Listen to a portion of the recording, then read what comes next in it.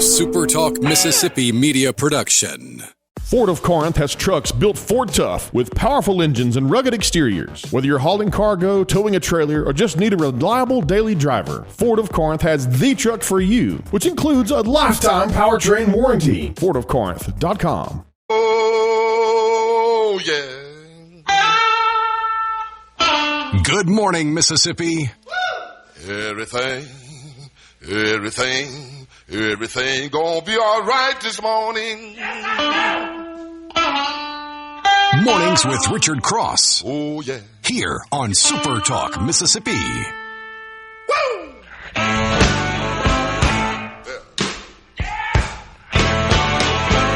Now, when I was a young boy, at the age of 5, my mother Hello. Good morning, greetings, salutations, welcome. Happy to be with you as we start a new week. It is Monday morning. Today is the 19th day of the month of May, 2025. Welcome to Mornings with Richard Cross. Alongside Lance Tolbert, I'm Richard. Thanks for joining us. Thanks for starting your work week with us. For many of you, thanks for starting your last week of school. Teachers, congratulations. You have almost made it to the finish line. Now, I understand there are a few districts in the state where you got to go a little bit longer. But for most, this is it, right? You finish before Memorial Day, which is a week from today. A week from today, we will have an SEC baseball tournament champion. A week from today, we will find out the fate of Ole Miss, Mississippi State, Southern Miss in the college baseball postseason. A week from today, we will know whether the Ole Miss women's softball team is on its way to its first ever Women's College World Series. A week from today, Lance might still be asleep right now. Good morning, my friend. A week from today is sleep. I don't know. How does that work? Memorial Day. Memorial Day, though, right? Yeah. Yeah. I don't know what my schedule is yet, so we'll just have to wait and see on that. Depends on whether you're at the camp or at the house. I can't think that far in advance right now. We'll get there. I'm just putting it all on your radar. Yeah, somebody mentioned it yesterday, and I'm like, yeah, this Memorial Day. Okay, when is that again? It's kind of like Mother's Day when I mentioned it to my mother. She was like, when is this again? Mm-hmm. It's kind of the way I am right now. So, yeah, the closer we get, though, it'll all start making sense and coming together. It will all the plans will crystallize. Yeah. Do you have anything on the list? I know maybe golf, or do you have the kids? Y'all going somewhere? Anything with an extra day? Well, I have never had Memorial Day off before. We've I say never. Never, I guess, is a long time. But for the last 12 years, 15 years, the Memorial Day sports show has been a really, really big deal because that's the day that regionals are being announced. And so we've always worked that day. But may leave Borky and Haydad all to it next Monday and see what this whole Memorial Day. No, I think we'll maybe cook out, and if the weather cooperates, spend a little time on the lake. Some water, lake, pool, something like that. Yeah, it's water season. I walked out the door this morning, and I woke up and it felt kind of hot, even though the AC's blaring, and I was like, man, it's a little sticky. It's kind of feeling like that, that summer morning feel, and I think we're there. I don't know if we're officially there, but the heat is, getting a little tacky. I don't know about it is. It's a little tacky. It's going to be warm this week. It always takes one or two times, sometimes more than that, working outside to kind of get used to the – like this weekend, a couple of times I was out in the yard and I'm like, ooh, it's hot. It's sticky. But then you kind of get used to it. It's like, oh, yeah, it's Mississippi. Yeah, Holly Springs, you got partly cloudy skies during the morning hours today. Going to become a little overcast this afternoon. Maybe a stray shower or thunderstorm popping up. High of 86. Winds out of the south-southwest at 10 to 15 miles an hour. You saw the tornadoes that affected Missouri and Kentucky. Deadly tornadoes in the state of Kentucky. We didn't get tornadoes, but on – I get my days right. It was Friday night, Lance. And, a week before, I slept through some bad weather. I actually woke up this time. Wasn't sleeping great. Let the dog out. One of the dogs, I think, went out, or at least thought he was going to go out, and then he looked at it. I mean, it was coming down in sheets. And some trees fell down in Oxford again. We didn't get the tornadoes, but I don't remember a spring where we've had as much wind that has caused trees to fall over and snap and knock power out without tornadoes. So it feels like every time I do the weather, it's like there's a 30-mile-an-hour wind gust you have to be ready for. And with all the dead trees and things we've seen here in central Mississippi, they just keep falling. Every time you see a new one on the side of the road or one that's across the road. Yeah. I came to work the other morning. There was two. Somebody had been up real early getting them out of the way, thank goodness. But amen to that. Yeah, thank you, guys. Mix of clouds and sun in Grenada this morning, followed by cloudy skies this afternoon. You're going to be up to 89 degrees with winds out of the south at 5 to 10 miles an hour. Richland, down in your neck of the woods, Lance, mostly cloudy skies today, high of 90. Winds out of the south at 10 to 15 miles an hour. Hattiesburg, you're going to be sunny with some clouds mixed in, 92 degrees with winds out of the south at 10 to 15 miles per hour. That's in the hub city coming up today. Enjoy it. Sunshine. It'll be good. It'll be good. Florence Chadwick was born on this day in 1918. Do you know the name Florence Chadwick? Not really. She's an American swimmer and is the first woman to swim the English Channel in both directions. She was born in San Diego, California. Maybe she learned to swim in the Pacific Ocean. I don't know. The shortest distance across the English Channel at its most narrow point is the Strait of Dover, approximately 21 miles across. And she went both directions. Some stamina there. Yeah. And that's not exactly like you're swimming in, I don't know, Bali. Yeah, you're in a little Fiji. chop. There's a little chop out there. And it's cold water. Yeah, I guess she's probably in a wetsuit. I like swimming. Don't get me wrong, but I'm not sure that I would ever want to undertake something like that. Like, let me go swim across the English Channel and back. A little chop out there. We can handle it. I wouldn't be doing that. How hard is it to swim the English Channel? Depends on a number of factors. One article I read says, even if you get the perfect day, you're still swimming 21 miles in water under 62 degrees. Yeah. Not easy. Also born on this day in 1946, French pro wrestler Andre the Giant. He was the 1988 World Heavyweight Champion, the 1989 World Tag Team Champion, born in Grenoble, France. Andre the Giant left us in 1993. Also born on this day, one of the new country music stars, Lainey Wilson, singer-songwriter, songs like Wildflowers and Wild Horses. Got a catchy tune to it. Watermelon Moonshine, Country's Cool Again, born in Baskin, Louisiana. Well, you forgot to mention on Andre the Giant all of the great wrestling accolades that he was in The Princess Bride. Yeah, he was physic. He was the huge dude. But he had a little massive. Biggest guy ever, man. Goodness gracious. Biggest guy to ever wear a singlet? It's got to be. I mean, I don't know. Maybe there's somebody that slips in there somewhere. I don't know. But he was huge. And, yeah, wearing the singlet. With style. Somebody says, great story about her quitting in the fog on the West Coast. She quit because she didn't know that she was just a little way from the shore. So she had to start all over, I guess. Talking about Florence Chadwick. On this day in 1952, Time magazine features Thesis, an electrical learning machine built by American scientist Claude Shannon. I mentioned that because AI is everywhere in the news today. You have said to us before, Lance, that in the financial world, the trading world, stocks and bonds, AI has been used for a long time.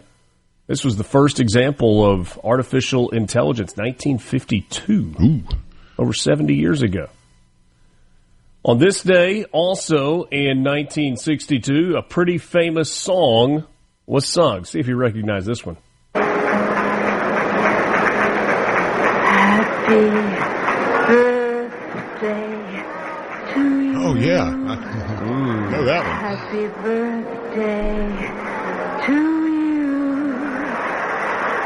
Happy birthday, Mr. President. Happy birthday to you. Marilyn Monroe singing in 1962, Happy Birthday, Mr. President. The JFK before 15,000 attendees at Madison Square Garden, accompanied by jazz pianist Hank Jones. Kind of a nice birthday party there, 15,000 people, Madison Square Garden. Closest friends. Marilyn singing for you, closest buddies, and the most iconic birthday song ever, I think, sung for anyone, Marilyn Monroe. 1962, Stan Musial. Stan the Man! Broke Honus Wagner's National League hits record with 3,431. On this day in 1977, Smokey and the Bandit, starring Burt Reynolds, Sally Field, and Jackie Gleason, premiered at Radio City Music Hall in the Big Apple. And on this day in 2018, our lives changed forever, or at least our tabloid consumption changed forever. American actress Meghan Markle married Prince Harry at a ceremony in Windsor Castle, making Mrs. Markle a member of the British royal family. Also on this day, Queen Elizabeth II granted the title of Duke and Duchess of Sussex to Prince Harry and Meghan upon their marriage. And we haven't heard enough of their story yet. Oh, goodness. Maybe we've heard too much of their story.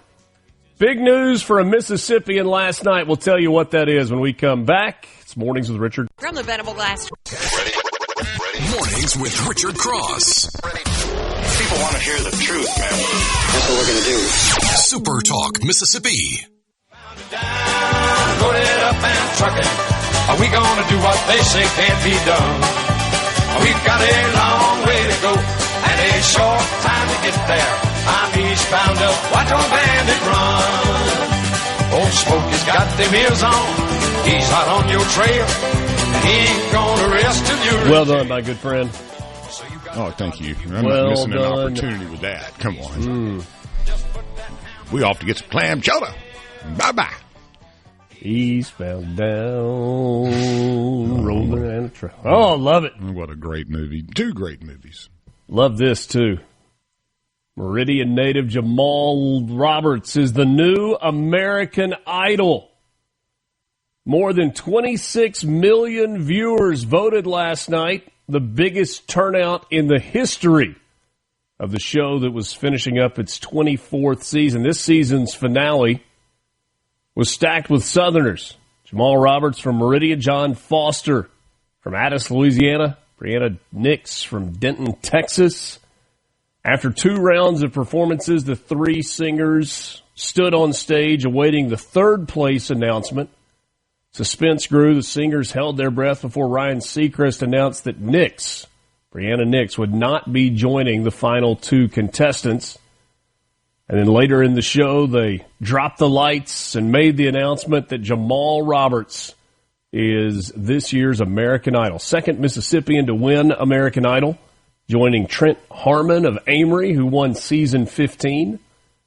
Congratulations to Jamal Roberts. Will they have another parade for him this week? I hope so. And was there really any doubt? I mean, the others were great, but, I mean, he kind of seemed to keep raising the bar. Yeah. He did a duet with Jelly Roll last night. Really cool. We'll have more for you about John Roberts to start the 7 o'clock hour this morning. Some other news headlines. It's been more than 83 years since the federal government approved plans to protect the South Delta area of Mississippi from flooding. Now major financial resources have been allocated to see the Yazoo Pump Project come to fruition.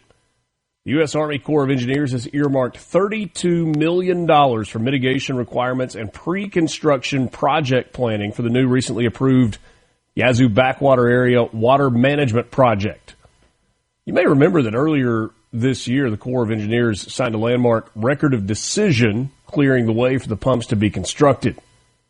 Senator Cindy Hyde-Smith weighed in. She said, "We reached a significant milestone in January when the Corps signed a record of decision for the new Yazoo Backwater Pumps Plan, completing an exhaustive environmental review process and paving the way for the next key stages of making this project a reality. Please, the Corps agreed with my argument that there is more than sufficient funding in the Mississippi Rivers and Tributaries account to move this project forward. She's confident that the funding set aside for the Yazoo Pump projects will allow the Corps to meet compensatory mitigation requirements and advance into the pre-construction engineering and design phase. So, if you remember, Lance, we had a conversation about this a couple of months back and kind of laid out the process going forward. And so it's had to be approved. Then they had to get the money approved for all the pre-planning and the pre-construction work. And eventually, probably going to take, we land on another decade before everything is done? Yeah, good question. It'll be a long time. I think that was the answer that we got several months ago. Well, then you got a lot of people you'll have to compensate potentially, the mitigation and compensatory stuff with the landowners. We're, pretty close to the affected area in the middle of the. Yeah. So, we'll see. I don't hold my breath, but at least they've allocated funds finally. I mean, I think the ground slug is out of the way and now they may have some funds ready. But it has been a long process. I know a lot of folks will be excited to see that project get off the ground and break some ground. Yeah. Also, in addition to the Yazoo Pump funding, the Army Corps of Engineers earmarked $13 million for Arkabutla Lake in North Mississippi. Going to be used for operation and maintenance work as well as dam inspections, assessment, dam safety, interim risk reduction measures. A couple of years ago, pretty significant issue there with Arkabutla. C-Spire text line is open to you, 601-879-4395. That's the number if you would like to join the conversation this morning. As always, we would love to hear from you. Again, 601-879-4395. Let C-Spire help you with all of your needs, whether it's for your wireless, your home internet with fiber to the home, or with their business IT services. Learn more at cspire.com. C-Spire, inspired by you. Get a message that says a spoiler alert next time, please, Richard. Hold on a second. Live TV show that happened on Sunday night where a Mississippian wins American Idol, and I'm not supposed to talk about it? Or I'm supposed to give you a spoiler alert heads up on that? Okay, sorry. Maybe you recorded that last night and intended to watch it sometime today, or I don't know, a month from now. When would the spoiler alert expiration end? Like 8 o'clock tonight, after you've had dinner and they've had time to hit the play button. Okay. Yeah. No, I'm Sonic kidding Boom you. of the South has been in the news a bunch lately. Just this year, a Super Bowl appearance, a Rose Parade appearance, and an appearance at Coachella. Racking up those miles. 2025 is going to be a big year, going to continue to be a big year for the Sonic Boom of the South. Will be among 7 of its peers competing in the 2025 Battle of the Bands. Annual competition held at NRG Stadium in Houston right before football season gets started, August 22nd, 23rd, 24th. Battle of the Bands celebrates the contributions of historically black colleges and universities to music, culture, and leadership. Sonic Boom will be competing with the Marching Maroon and White from Alabama A&M, the Marching Rams Show Band I love from that one.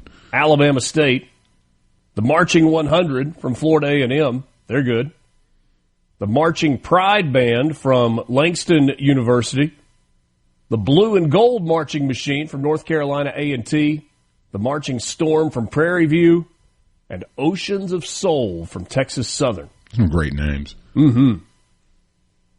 Through its mission to amplify HBCU excellence, the competition's foundation has generated nearly $1.7 million in scholarships for students. That is the Battle of the Bands has to be like one of the most fun things you could possibly do when you're in, you're in the big band and everything, because it's such a the football game's so structured and everything. It seems like having a Battle of the Bands like that would be absolutely a blowout fun. And they let it fly. Yeah, it's got to be. I mean, do they televise this stuff? I hope so. I don't know. Find that. Not live on TV. I'm sure it's streaming somewhere. Yeah, got to find that. Former President Joe Biden has been diagnosed with prostate cancer, his office announced yesterday. Boy, Sunday is normally a quiet news day. Not yesterday. Not yesterday. Finding came after the 82-year-old reported urinary symptoms, which led doctors to discover a nodule on his prostate. He was diagnosed with prostate cancer on Friday, with the cancer cells having spread to the bone. According to a release from President Biden's office, while this represents a more aggressive form of the disease, the cancer appears to be hormone sensitive, which allows for effective management. The president and his family are reviewing treatment options with his physicians. Prostate cancers are graded for aggressiveness using what's known as a Gleason score. Scores range from 6 to 10, with 8, 9, and 10 prostate cancers behaving more aggressively. Biden's office said his score was 9. The health of Biden was a dominant concern among voters during his time as president. After a calamitous debate performance last June while seeking re-election, Biden stepped away from the presidential nomination. Kamala Harris became the nominee, lost to Donald Trump. You may have heard that, a Republican who returned to the White House after a 4-year hiatus. Boy, the AP, I mean, they just write it straight, don't they? In recent days, Biden has rejected concerns about his age, despite reporting in the new book Original Sin by Jake Tapper and Alex Thompson. Story about AIDS shielding the public from the extent of the president's decline while serving in the highest office in the land. Certainly we'll get to more of this morning. And finally, Republicans advanced their massive tax cut and border security package out of a key House committee during a rare Sunday night vote. You may have missed this late last night. Deficit hawks who had blocked the measure 2 days earlier allowed it to move forward, citing what they called progress in negotiations on the package's spending cuts. Mike Johnson was asked what that progress was, and he said, just some minor modifications, not a huge thing, quote, unquote.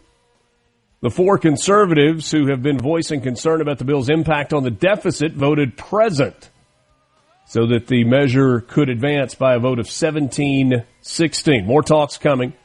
Johnson still trying to get that bill on the House floor before the end of this week, that self-imposed Memorial Day deadline.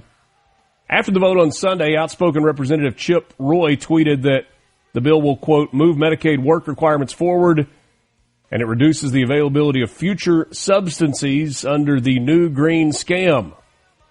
That's a reference to the green energy tax breaks from the Inflation Reduction Act, which didn't actually reduce inflation. But hey, who's counting? We got sports headlines, some big ones coming up for you when we come back. Mornings with Richard Cross, SuperTalk, Mississippi. Rise and shine with information and insight. Check it out. Mornings with Richard Cross, Super Talk, Mississippi.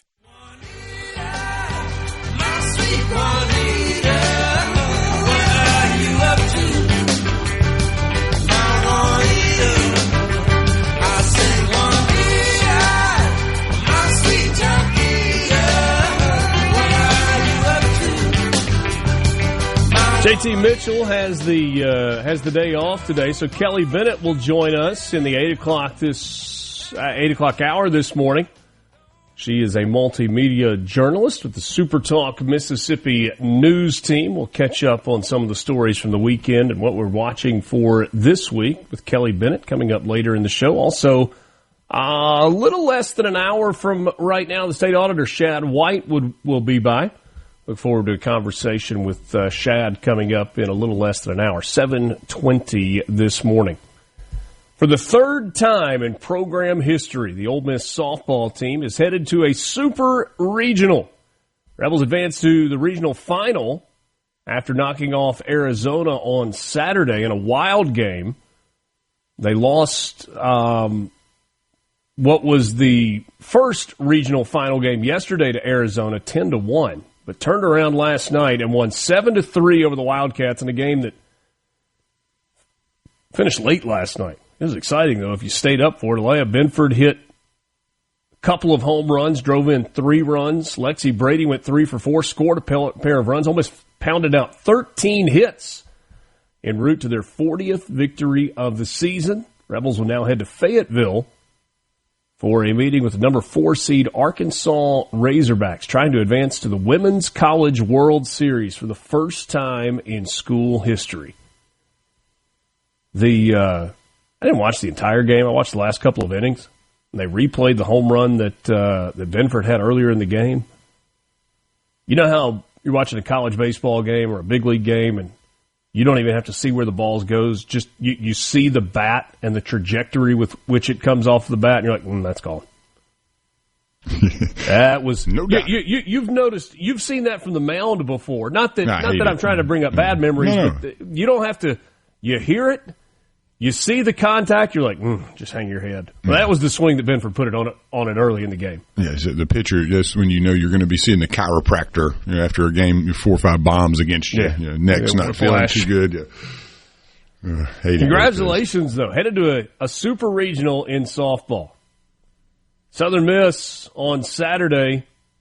Joey Urban drove in 3 runs. Matthew Russo collected a career-high 4 hits. His number 19 Southern Miss got an 8-5 victory over Troy. Troy ranked 20th in the country. Big-time series at Riddle Pace Field this weekend. What did the Golden Eagles do? They swept that 3-game Sun Belt Conference series. School record tying 15th consecutive victory for Southern Miss, who finished the regular season 41-13, 24-6 in Sun Belt Conference play. They now are the number 2 seed in the Sun Belt Conference tournament.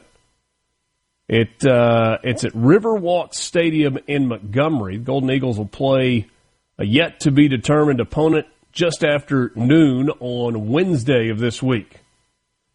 The sweep over the Trojans was the 4th consecutive Sun Belt sweep for Southern Miss, marking the first time they've accomplished that feat since 2017, back in the Conference USA days.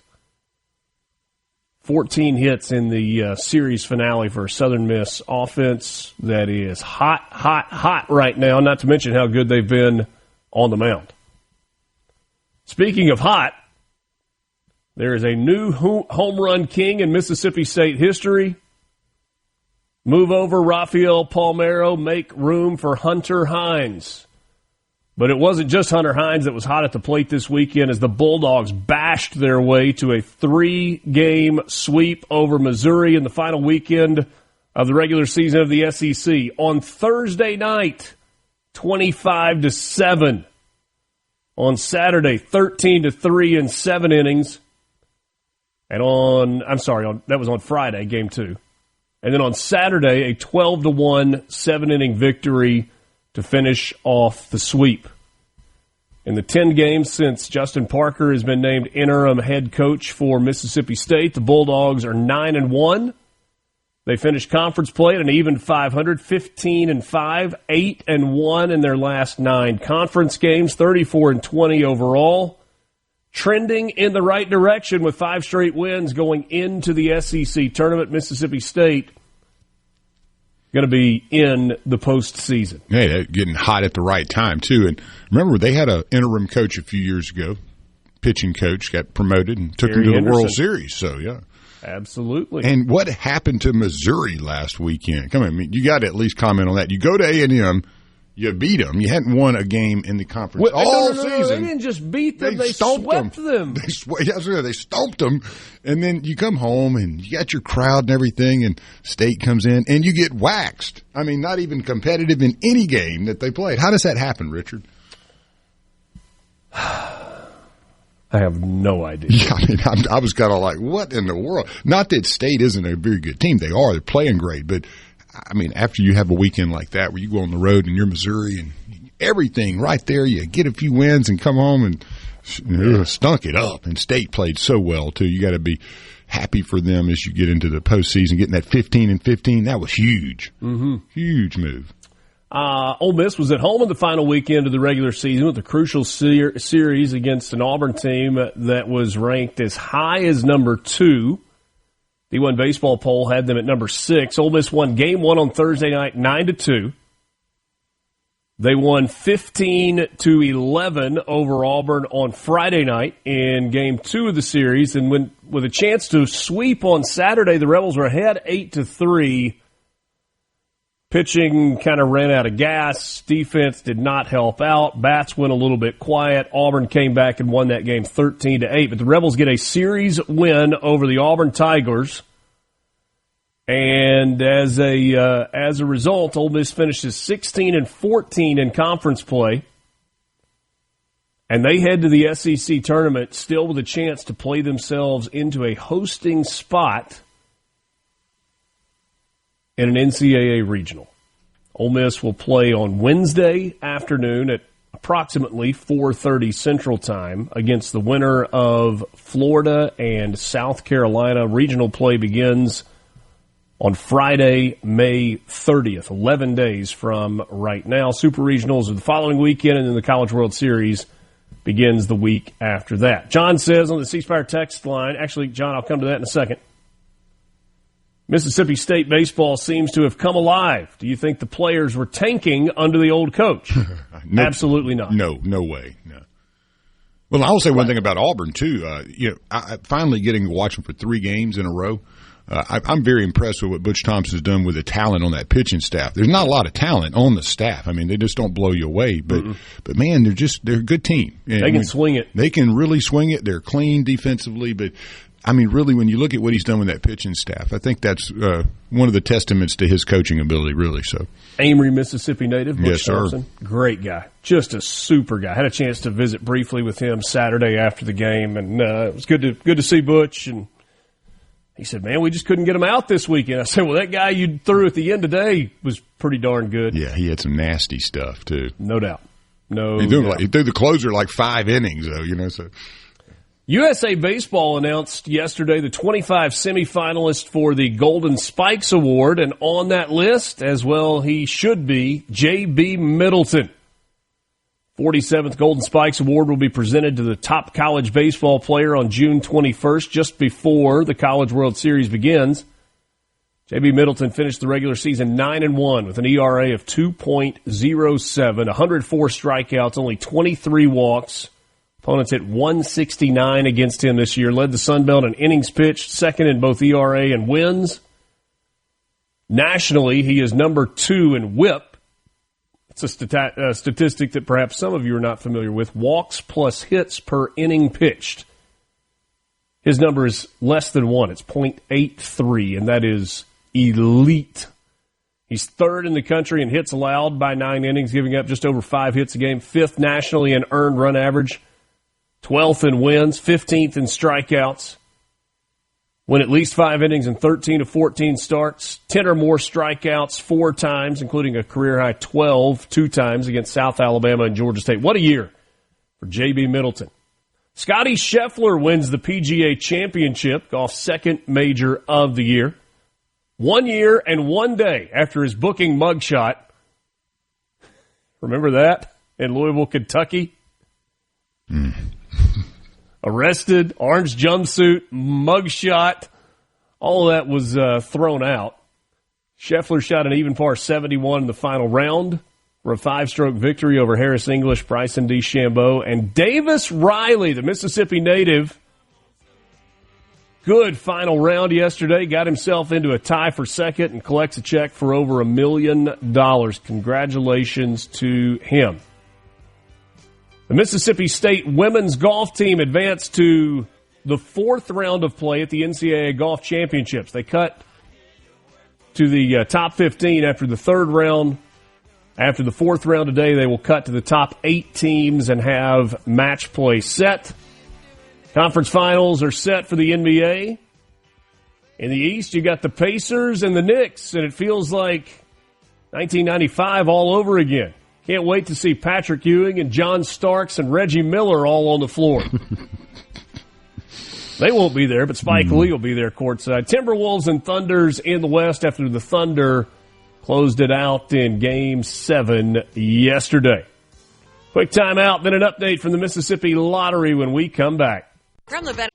Hey, how's it going, man? The news you need. Every 10, 15 minutes, there's something. The talk you love. They really talk about the things that matter. I'm into all that stuff. Mornings with Richard Cross. Super Talk, Mississippi.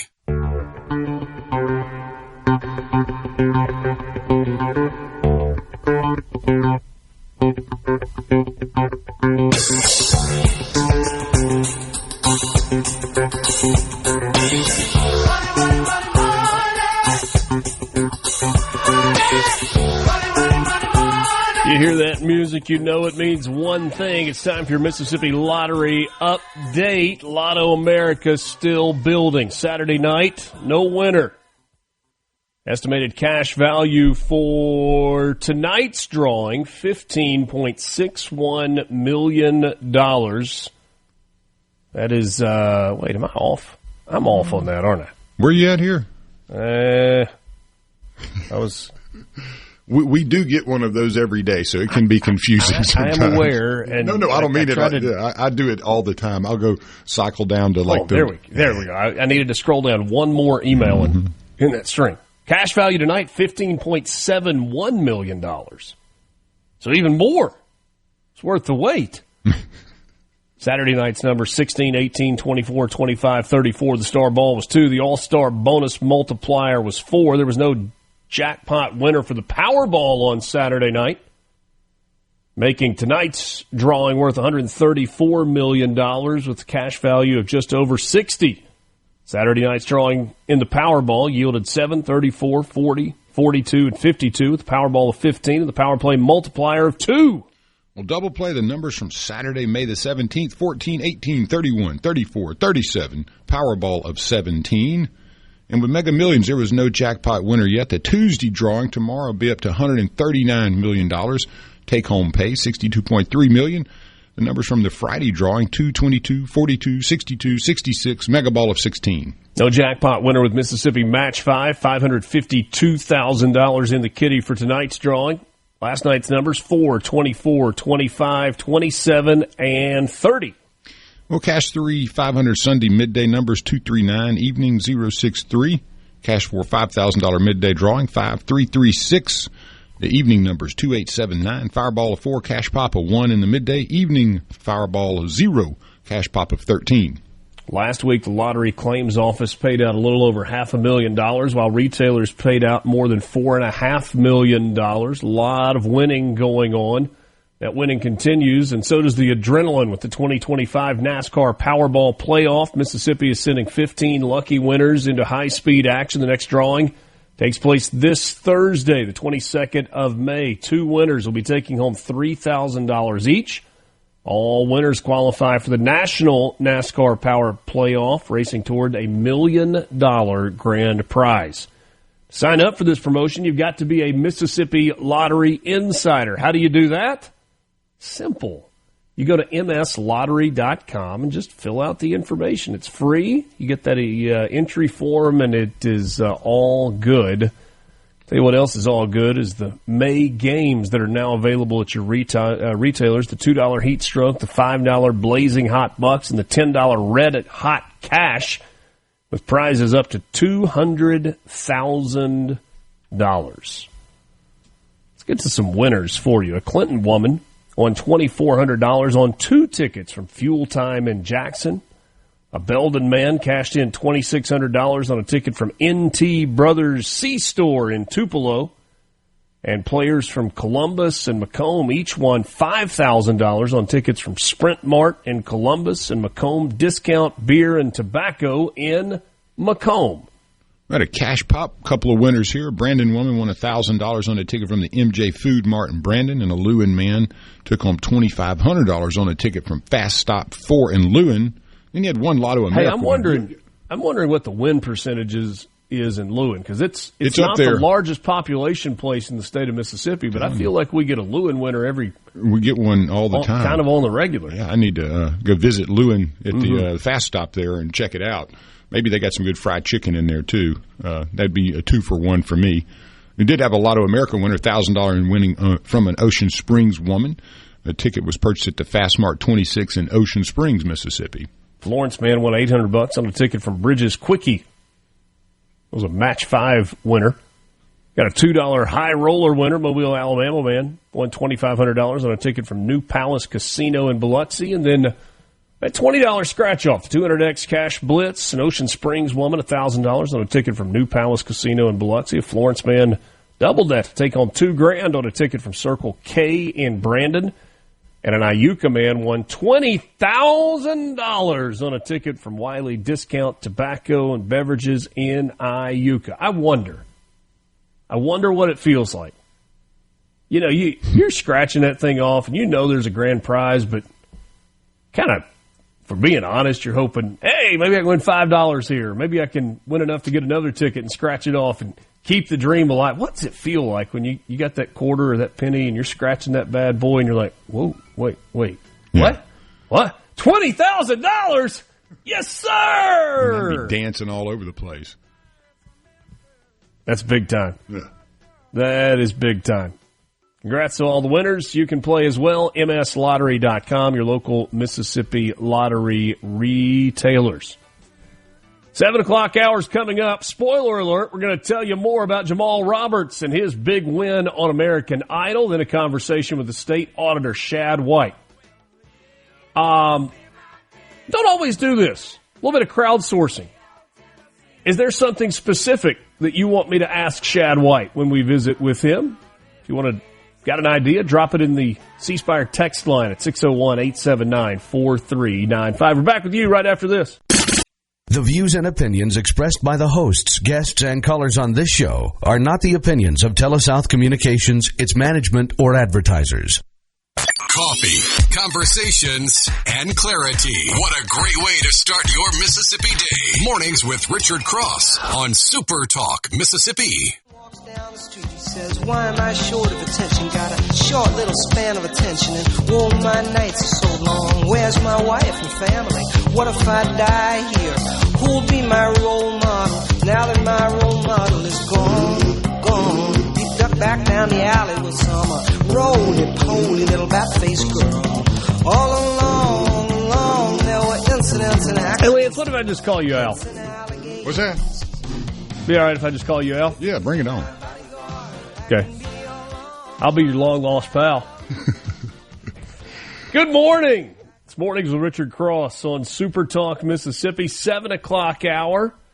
We appreciate you joining us to start your day, to start this new week. The 7 o'clock hour of the show is brought to you by MWG Employer Services. Running a business is tough, and if you're struggling with HR, benefits, and payroll, you're not alone. That's where MWG Employer Services comes in.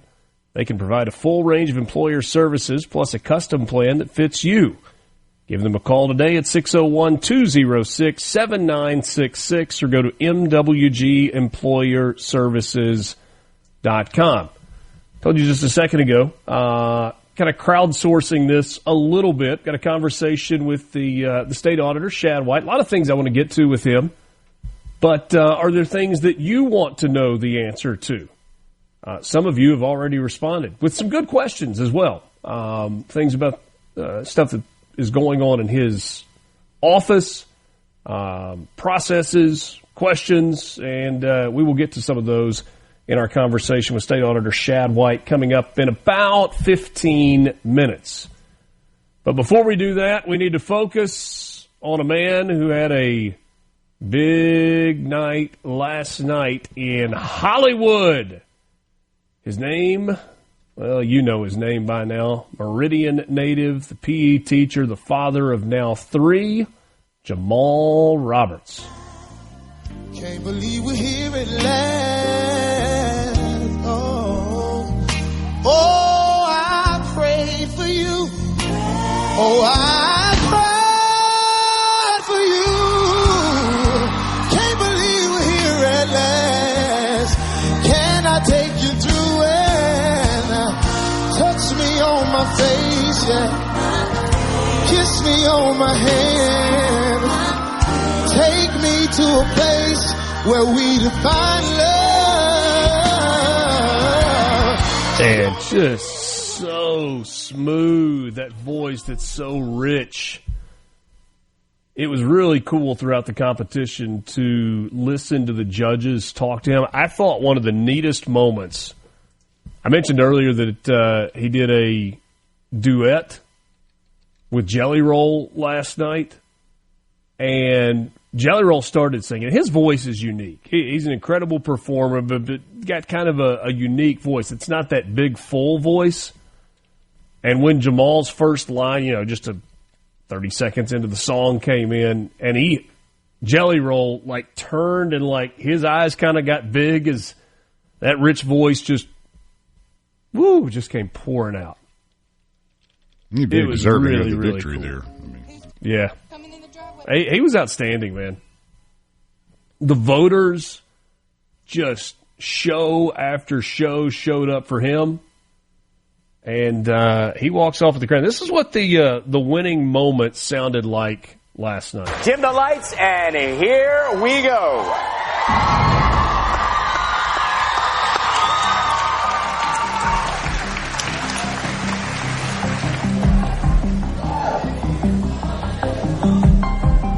The winner of American Idol is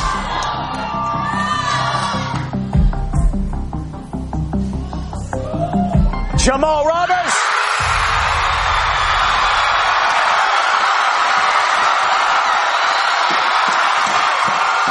They got the fireworks going off and the pyrotechnics going inside the building. And almost immediately set a microphone in front of him and said, like, hey, you got to sing again. Had family there, had friends there, just really, really cool stuff.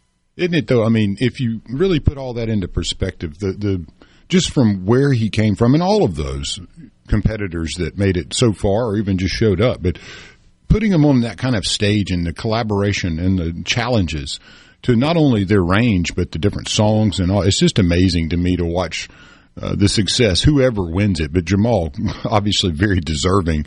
But it is really a unique challenge. You know, if you think about it and put it into perspective, where do you get something like that? Well, you got a couple of these types of shows, but wow. I mean, the way that they're finding singers and performers just out of, diamonds in the rough, find them all the time. And Jamal's a great example of that. What a great man, great father, and obviously great performer. Yeah, and just it's not like a came from nothing story. That's not it at all. He's just a working class. He's a normal guy that goes middle to, school PE teacher that is absolutely that has a talent yeah. And hasn't necessarily had the outlet to exploit that talent, to take it to the mainstream. I mean, you hear about musicians talking about that all the time, right? Mm-hmm. It takes that one break. And then what does Jamal Roberts do with that break going forward? He's already got a record deal. They released his first single on the show last night, and they'll see what they can do. And look, don't think for a second that it's not a profitable business for Disney and ABC. There's a reason that they've run that show for over 2 decades now. It has been a blockbuster in terms of numbers for them, but they also, at least initially, have the rights. Like the show has the rights. The producers have the rights to the singer going forward. And so they want desperately for the winners to go on and have huge careers. And some of them have absolutely done that. I mean, no better example than the first winner, Carrie Underwood. She wasn't the first winner. She's season 3? I'm trying to remember exactly when. It was like a long time ago. She was season 4. So Kelly Clarkson was the very first winner. And look, some of these people have gone on to have big careers. Like I said, Kelly Clarkson, Carrie Underwood, Taylor Hicks. He's from right outside of Alabama, right? Mm. He's the one that did the song for Paul Feinbaum's show. Scotty McCreery, and now Jamal Roberts. What an incredibly cool story. I think they need to do another parade. Honestly, I mean, you win the whole thing. You did a top 3 parade. Now, do you come back and give a he won it all parade? It's got to be like 3 times bigger, right? If you win $1,000 on a scratch-off, do they take that tax money out on the spot? I don't think so, but I don't remember what the cutoff is for that. Like I got a buddy that years and years and years ago was playing, what was he playing? Pie Gal Poker or something like that. And he had the Had $1 in the Progressive, and he got either a straight flush or a royal flush. He won the Progressive jackpot. And I know he had the taxes taken out before he left the casino with his winnings. I don't know how that works, though, on a scratch-off. Larry and Mize, did the big, beautiful bill make it out of committee last night? It did, actually. Some compromising was done in the back. Mike Johnson, we mentioned this in our news headlines earlier this morning, said that no substantive changes to the bill. Let's see, his quote was, Speaker Mike Johnson met with Republican lawmakers shortly before the meeting last night and told reporters that some changes had been agreed to but did not offer specifics. He described them as, quote, just some minor modifications, not a huge thing, close quote. Chip Roy posted on X last night that the bill will move Medicaid work requirements forward, and it reduces the availability of future subsidies under the new green scam. He also warned that more changes were needed and that the bill does not yet meet the moment. So,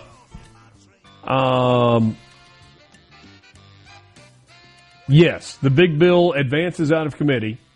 Mike Johnson is hoping to get it on the House floor by the end of the week. Memorial Day, remember, is the deadline that they put in place, and so they are pushing hard to meet that deadline and get the debate on the floor. Somebody said $600 is the cutoff. They give you the option of paying taxes or paying them later at $600 and above. Issue W-2 form on scratch-off winnings over $600. There you go. So somebody says it's W-2G. State Auditor Shad White joins us coming up next. It's Mornings with Richard Cross on SuperTalk, Mississippi. From the Bennett Glass. You're waking up to what matters. Mornings with Richard Cross on SuperTalk, Mississippi.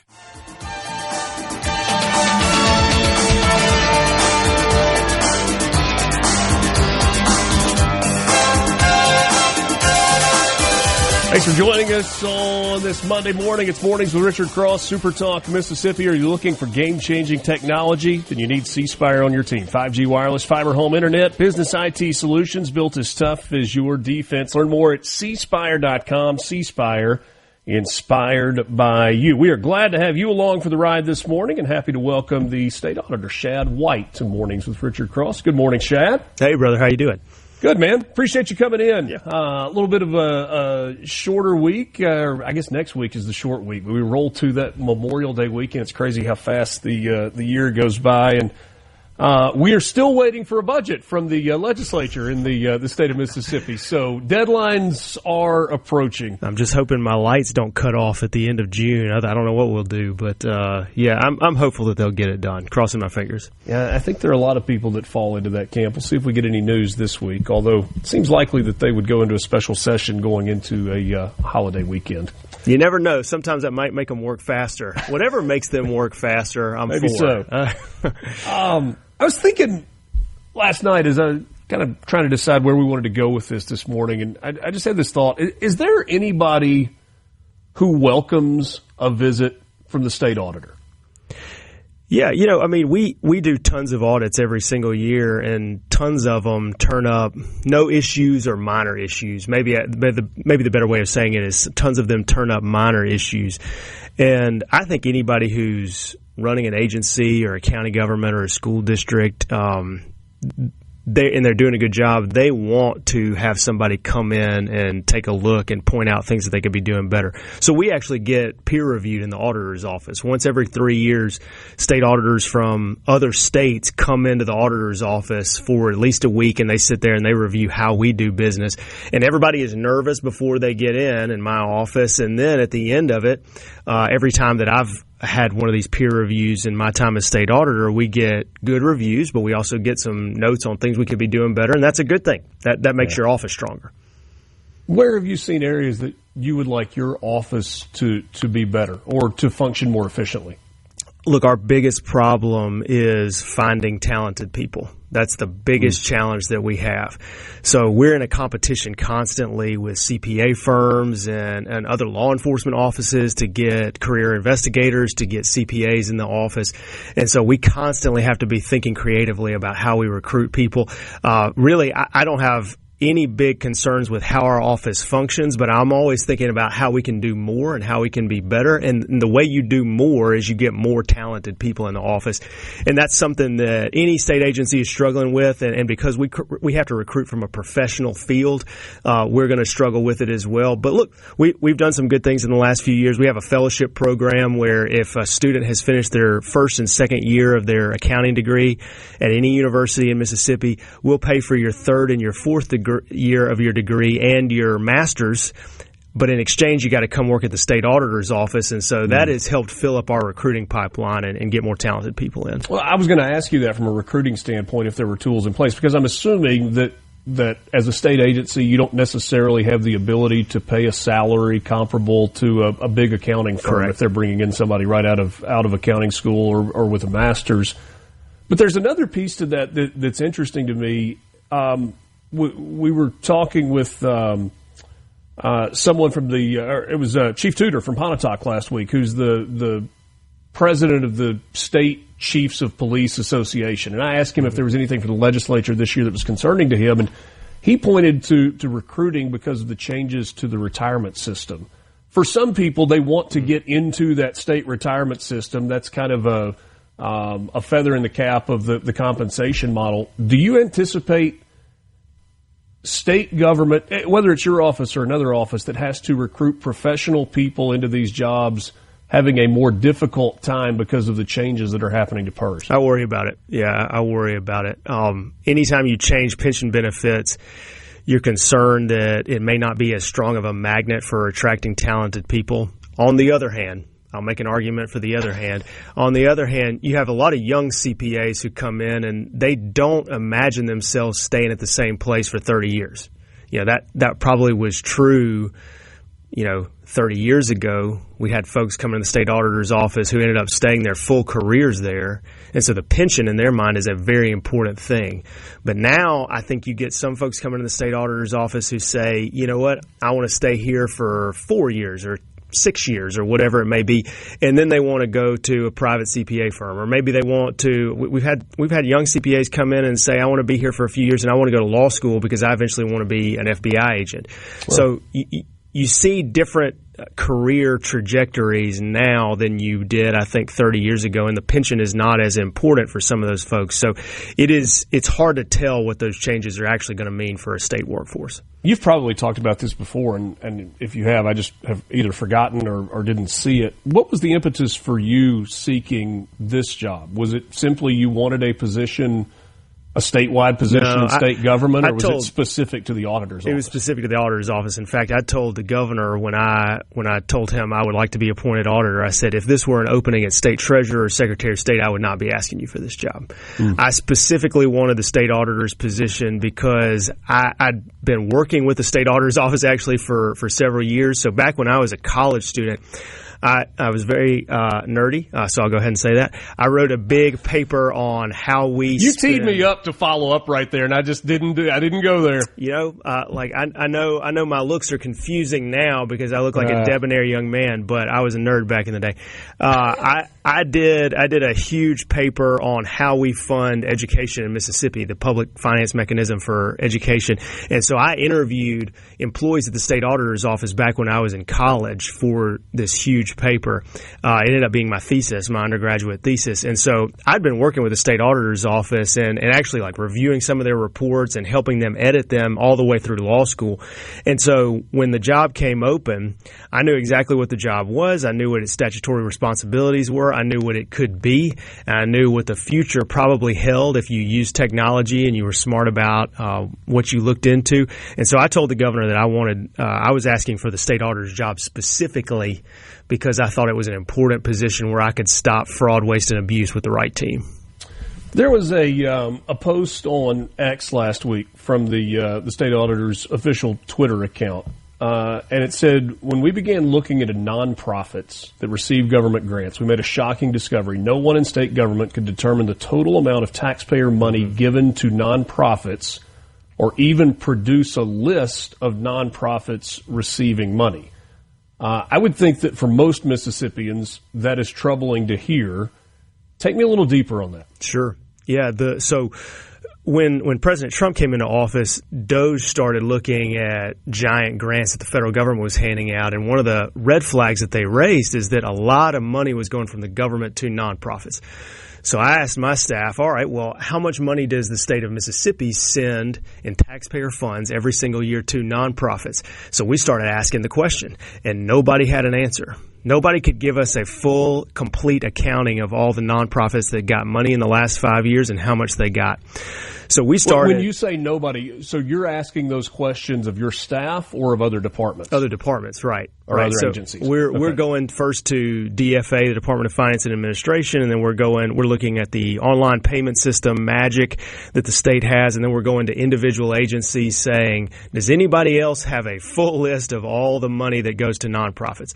So cobbling together resources from all of them, we built a little landing page on our website, and you can go to it, osa.ms.gov, and click on reports and nonprofits, and you can now see how much money goes to which nonprofits in the state of Mississippi. That was our first red flag, really, though, that nobody could tell us exactly how much money went to nonprofits and which ones got them. The second big question that comes off of that is, all right, where's all this money going? Now that we know that some of the money that state taxpayers are spending goes to the Immigrant Alliance for Justice and Equity, which is a real nonprofit that got money, what did they spend the money on? And the more we've dug into that question, the more we find money that has just absolutely been lit on fire and is not doing anybody any good. You start asking questions, sometimes you get answers that you didn't necessarily want, but you probably need it as well. I mean, I guess you would love to go down that road and say, okay, this maybe we didn't have a good accounting of where it was being spended, but at least it was being spent for a good cause. I mean, we talked about it. It was either last week or 2 weeks ago. The 3 or 4 entities that were getting a combined $850,000, $900,000, and it was going to HIV testing or supposed to be promoting HIV testing, and they'd given 30 tests over 4 years. 35 tests in 5 years with over $750,000 spent in taxpayer funds. And then how does that happen? Yeah, I mean, when you dig into it, there are these very vague grant agreements that the State Department of Health signed with these 3 state agencies, and then these nonprofits then come in and they submit reimbursements to the state agency, and they say, hey, we threw a party. It's called a quinceañera, and they called this party a quinceañera and said that what it was a Latinx LGBTQ promotion event. And I'm paraphrasing that, but you can look at the press release and see the exact words. Sure. And then the State Department of Health said, okay, here's $17,000 for that, including money for beer and DJs. Hold that thought right there, if you will, because I've got a follow-up question for that, and we asked listeners to submit some questions as well if they had things that they wanted to hear answers from you on. Sure. We'll get to those as well. Mornings with Richard Cross, SuperTalk Mississippi, visiting with the State Auditor, Shad White. We're back right after this.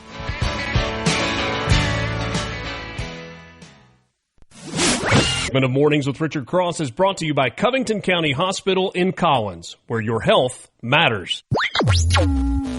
Reaching across the state and across the aisle. Mornings with Richard Cross on Super Talk Mississippi.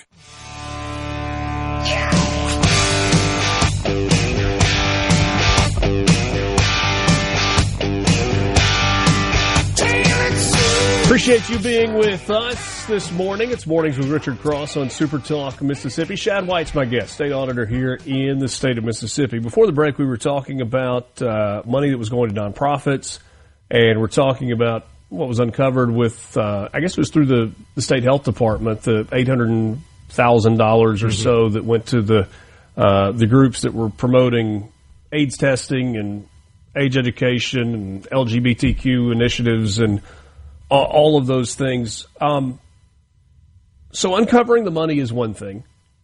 I don't know if there is an avenue to recover the money or if technically it was spent right, even if we don't like how it was spent.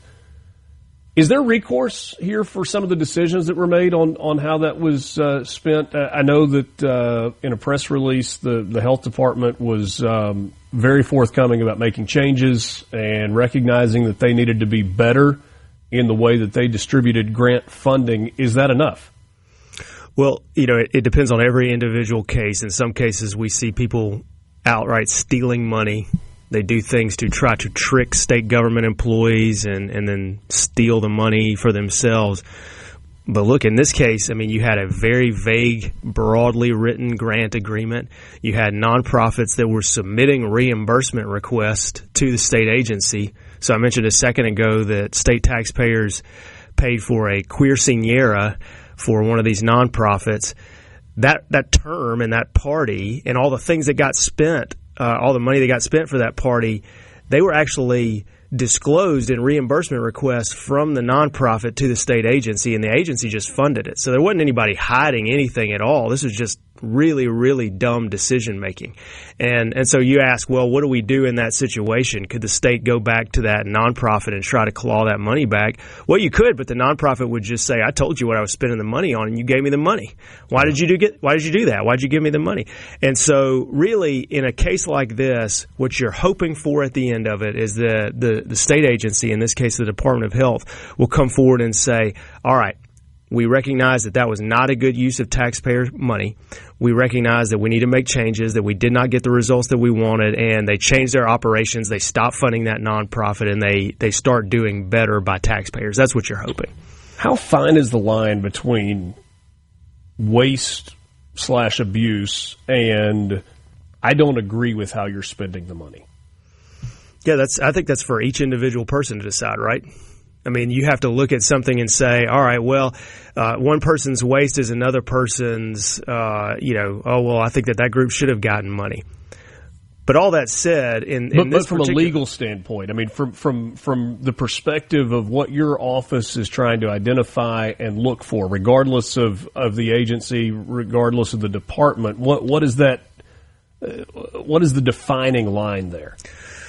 Well, look, in this particular situation, the way you might describe that line is you might ask, did they achieve the goals that they set out to achieve with this taxpayer money? So the goal was to test people for HIV/AIDS. That was the goal of the grant and the money that got handed down from the federal government to the State Department of Health.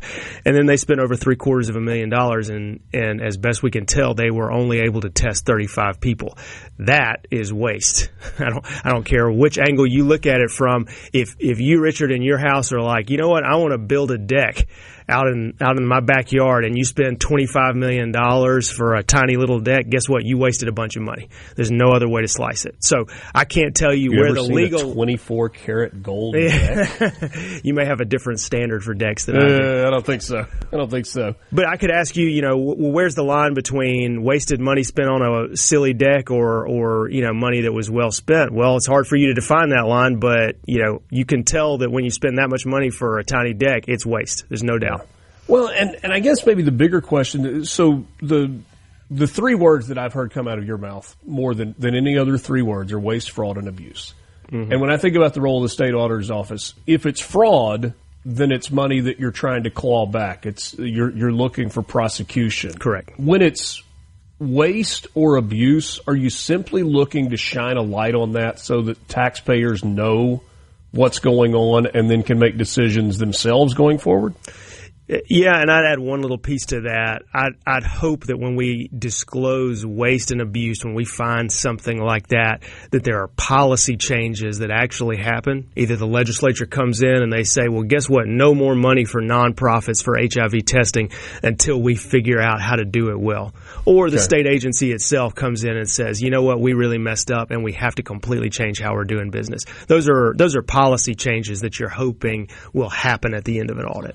Is your relationship with either the legislature or some of these agency heads damaged to the point where they're ignoring anything that comes out of your office, even if it is a positive recommendation? We're saying, well, it's just Shad, and Shad's saying whatever Shad's going to say, and he's got an ulterior motive. And I'm not.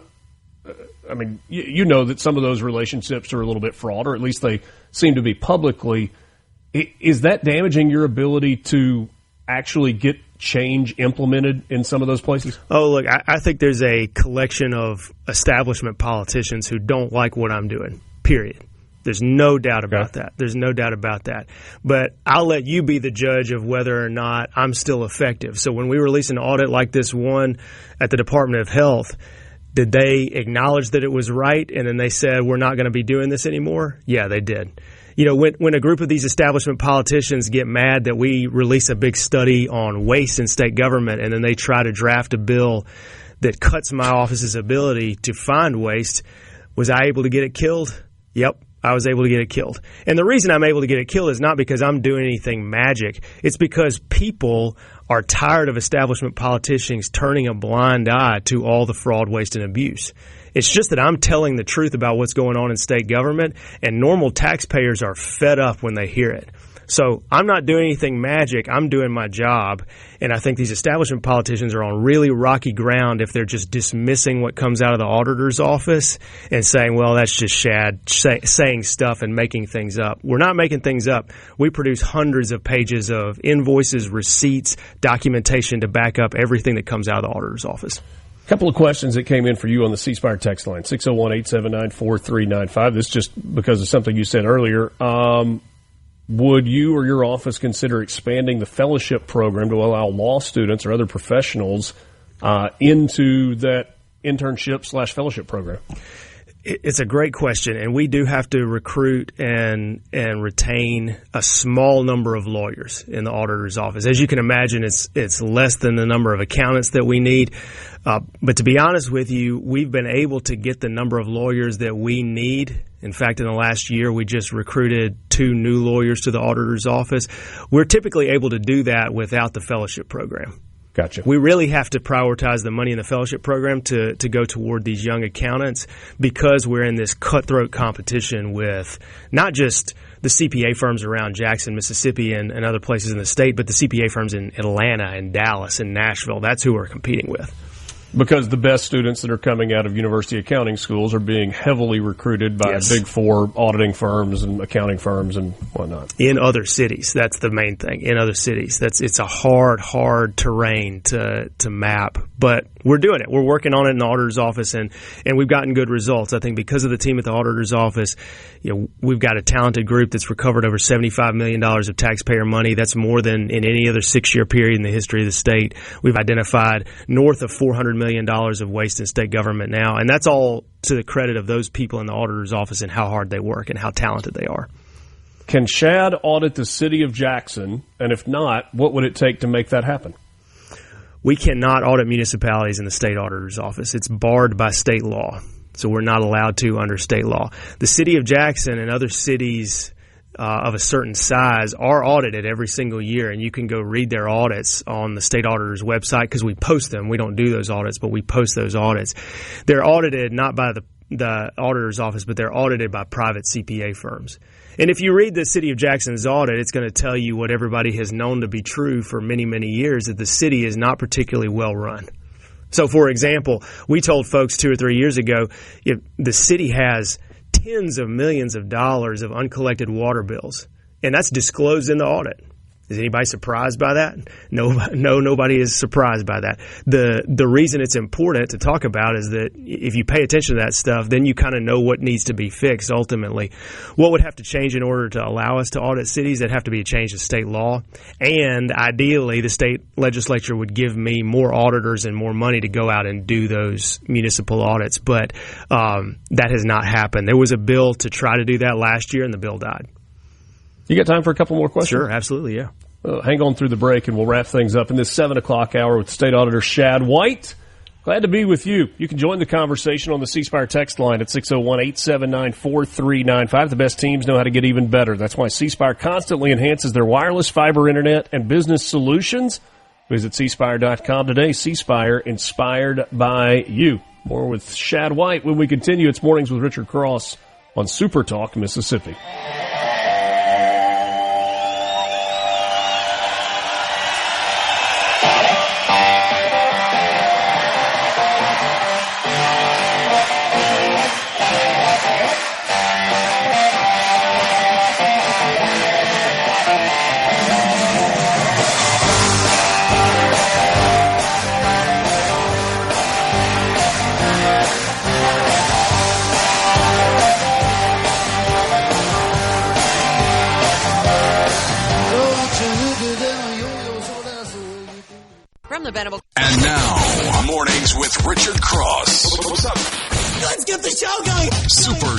Mississippi.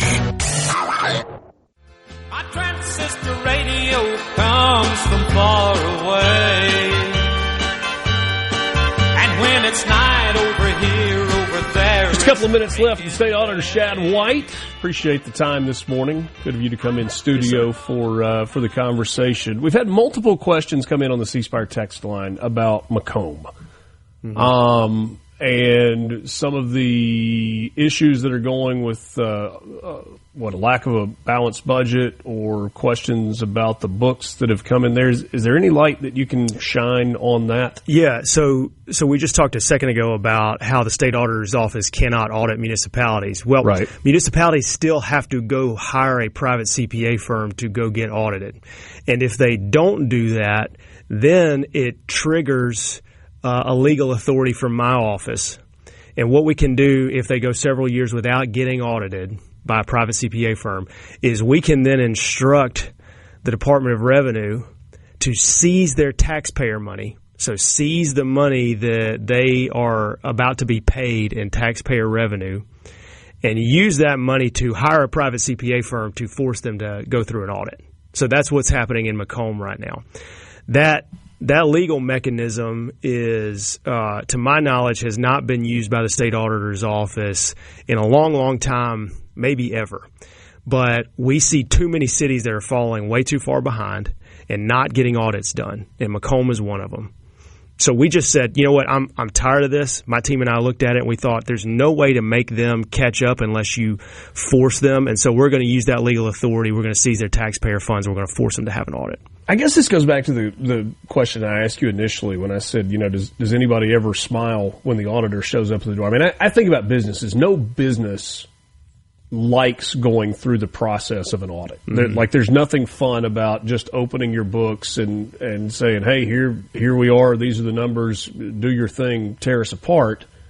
But at the same time, businesses that are successful do this, and they recognize that it's necessary to make sure that their own systems are working. Do you get that response from people who are doing their dead level best to run the agencies the way they are supposed to be run? Yeah, I mean, you get that response from county supervisors and from state agencies that are sometimes grateful to see, oh, hey, we could be doing this a little bit better. That doesn't ever make headlines, though. That's the kind of, I'm glad you're actually pointing it out, because that kind of stuff isn't going to make the front page of the Clarion Ledger or be covered.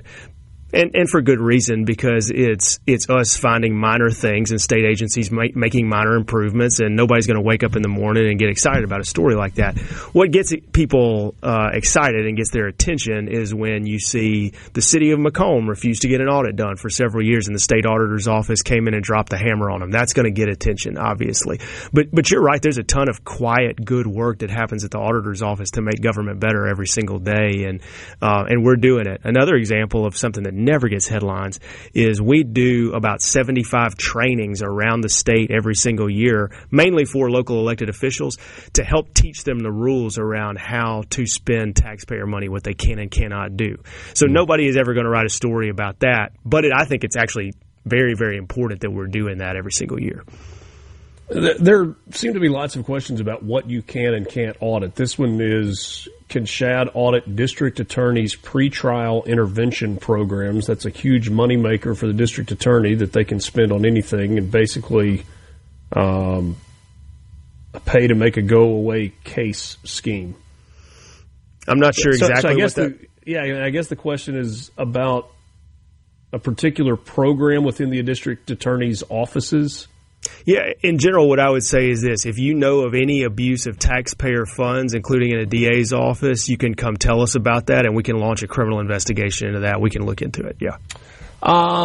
Straw polls, what do they mean? There have been a couple of small local groups that have had straw polls for the next governor in Mississippi, and small sample size, but I think at least in a couple of those, your name has been at the top of the list. Yeah. I had a buddy of mine who told me, when you win straw polls like you're doing right now, they mean everything, and when you lose them, they don't mean anything. So that's the official answer I guess I'm supposed to give. Is what you retweeted some of the results, though. Yeah, or reposted. I really do think that there's this interesting dynamic happening right now where you get a group of establishment politicians and some of their buddies here in Jackson, and they have become convinced that Shad White has just made everybody in the world mad and is unelectable to anything ever again. And then if you drive about 7 minutes that way in any direction, the reaction of normal taxpayers to what me and my office are doing is exactly the opposite. So I think those straw polls are a reflection of the fact that people want somebody who is waking up every day looking for fraud, waste, and abuse and is trying to improve state government to make sure that our taxpayers aren't getting washed down the toilet. That's what people want. They see it in Washington, D.C. with the great work that Doge and President Trump are doing, and they want that here in Mississippi because they know that if you spend taxpayer money wisely, that means more money for cop salaries, teachers' salaries, tax cuts, roads and bridges, all the stuff that actually makes our lives better. And if the establishment politicians are going to try to sell this idea that, we just need to ignore all the waste that Shad is finding and his team is finding, they are barking up the wrong tree. Our taxpayers, our voters do not want to hear that because they know we can be doing better. True or false, the Republican primary for governor in Mississippi in the next election cycle will be unlike anything we have ever seen before?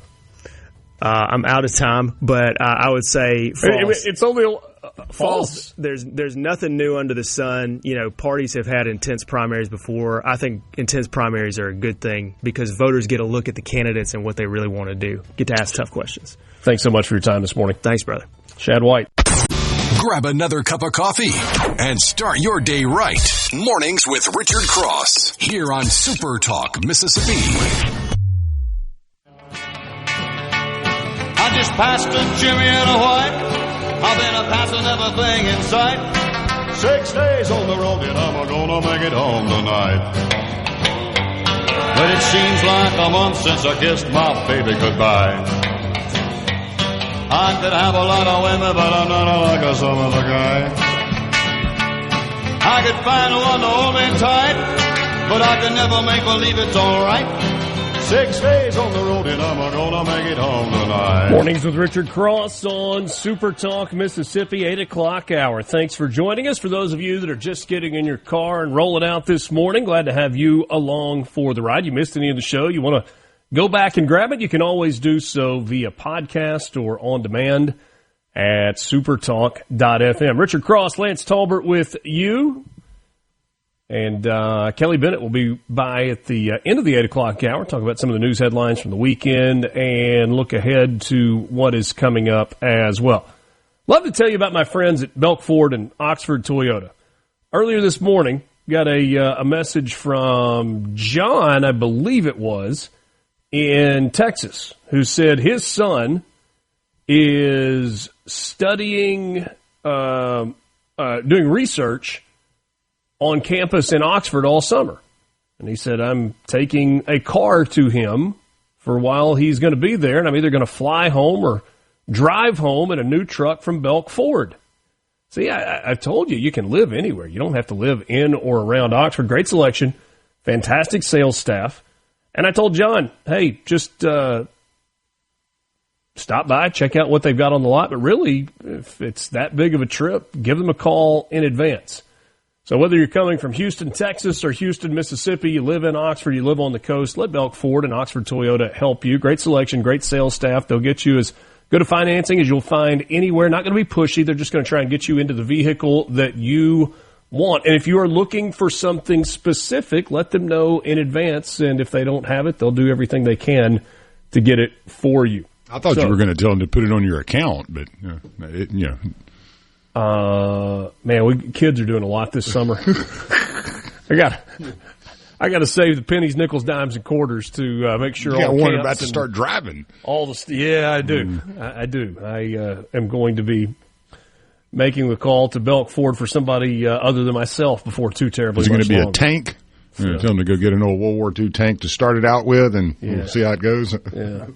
Yeah, it's funny for Obi, who's still several years away from driving. I've got a neighbor that has an old, beautiful Grand Wagoneer. Oh, wood grain and yes, it's a Woody.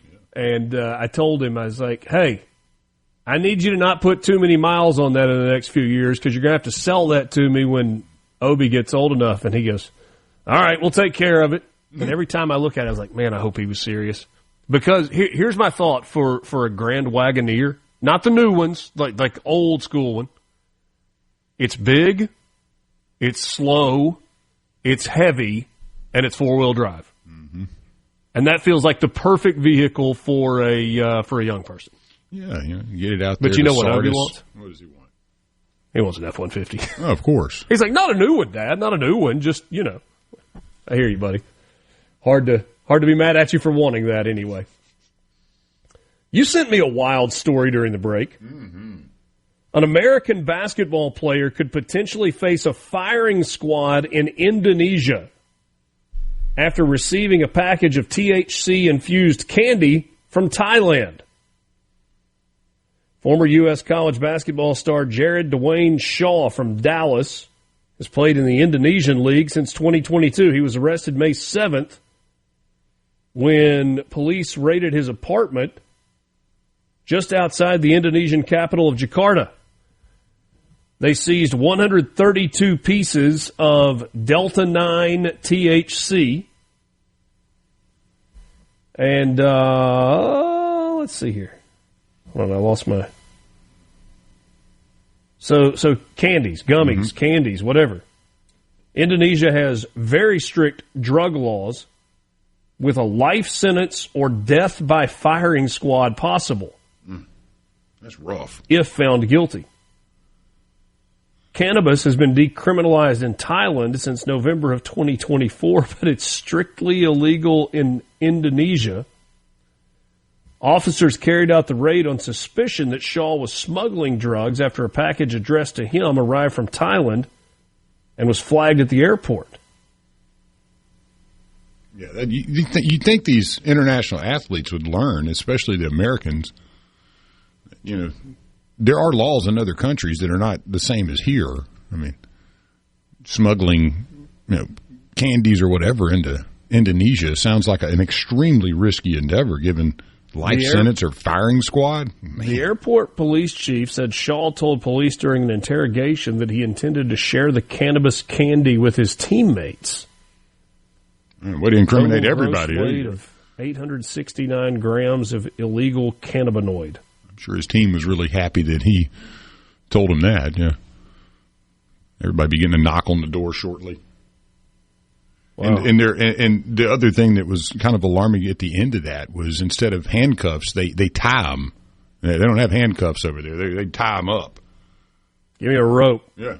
What you got? Yeah, give me that. Let's roll with it. No, we're not using a square knot, and we're sure not using a slip knot. Wow. I doubt, and I can imagine there's not like 10 of them that are probably going to run out behind a toilet and escape either, as we've seen in New Orleans this weekend. Or I guess it was Friday, maybe. The 10 that escaped. And was it 10? 10 of them. Seven 10. Got out, I believe. Oh, okay. I think they caught 3 of them. Seven still on the lam. Mm-hmm. Despite having some of the strictest drug laws in the world, Indonesia is a major drug smuggling hub, according to the United Nations Office on Drugs and Crime. Said to partly be because international drug syndicates target the country's young population. There are currently about 530 people on death row in Indonesia, mostly for drug-related crimes. 96 of them are foreigners. The last execution carried out in Indonesia was in July of 2016, when an Indonesian and 3 Nigerian citizens were put to death for drug crimes. Another 10 were scheduled to be executed but were given an unexpected reprieve. Somebody handed some money. What that sounds like. Yeah. You got a rich dad? By the way, I do. Have him give us a call. You're not going to get out, but we can. You can avoid the firing squad. I mean, goodness gracious. Holy cow, man. Yeah. That's why, I was like, goodness, a firing squad? I know it's rough in certain places, but, a firing squad, putting people to death for drug crimes, man, they take that serious. Yeah. It's crazy, man. But yes, I think your point is a good one. And though the cases are not identical, you better recognize that not everywhere in the world is as forgiving or as welcoming as is the United States. Now, if you come into the United States, legally or illegally, and you're plotting a terrorist attack, and we find you, it's not going to be pretty. Outside of that, you're kind of treated like everybody else. Now, clearly, with the deportation emphasis, that has changed, but you're not being treated the way you are in a third world country or a communist country. See Brittany Griner in Russia. Man, I'm reading a book about Russia politics and finance right now. It's called Red Notice. It's the Bill Browder story. I don't know if you've heard of that or not. It's really, really fascinating, but it's an inside peek of the Russian government does whatever the heck the Russian government wants to do. Yeah. Period. And frankly, it doesn't matter if they're communists or not, which they are. So, communists work good for them because, they get all the money first and get to take all they need and fund the yachts and the oligarchs. And then, what's left over, get the people. You're going to feed those folks. And the whole thing is the transition from communism to capitalism did not work the way that it was supposed to work because you had some really greedy people and really enterprising people take advantage of it with the help of the government. And they created there was a stat in this book that I was reading, and it was like the richest Russian, even a government official, was only like 8 times richer than the poorest Russian during communist days. Like, nobody really had anything. But then the gulf between the richest Russian and the poorest Russian post-communism was like 200,000x. And it created a huge amount of resentment. And so you had like this privatization, and then the deprivatization when Putin was like, you know what? President actually needs all the power here, and we're going to take back a bunch of this money and probably enriching himself as well. Oh, goodness. Good to be with you on this this Monday morning. What is we got to talk a little bit about this this Biden situation with the prostate cancer diagnosis. Who knew what and when? It matters. It matters a lot. We're back with you after this. It's Mornings with Richard Cross on SuperTalk, Mississippi. From the Bennett. Take a deep dive into the news and debates driving the day. All on your ride to work. Mornings with Richard Cross. SuperTalk, Mississippi. Sometimes I lead, sometimes I follow. This time I go where she wants me to go. What was your reaction when you saw the news yesterday afternoon, yesterday evening, or maybe you're even waking up to it this morning because you unplugged from the weekend about the prostate cancer diagnosis for the former president, Joe Biden? There are lots and lots and lots and lots and lots of opinions out there. This, of course, coincides with the book that has been written by Jake Tapper and Alex Thompson, Original Sin. You going to read that one, Lance? I'm not a big Tapper fan, so. I'm not either, but I feel like it's a story that I need to understand better. Yeah, I mean, I probably ought to dig in on that. Let's get speed read it. They are telling in this book the story of what was going on behind the scenes with Joe Biden's health. The same story, but with different words, that they told during the time in which he was in office as president and while he was campaigning for re-election. You remember the story the media told largely during that time, right? Yeah, and Jake Tapper specifically. Like, he's all good. The cheerleader. He's all good. I was chuckling as I was scrolling through X yesterday and was looking at, the crawfishing. Oh, brother, the crawfishing. Well, if I knew then what I know now, I obviously would have not reported on things in the same way that I reported on them then. Yeah, so you framed fact. Fiction Really? that was fact is what really happened, and now you can backtrack on it. So I just didn't have great information. Anthony Scaramucci went with this tactic.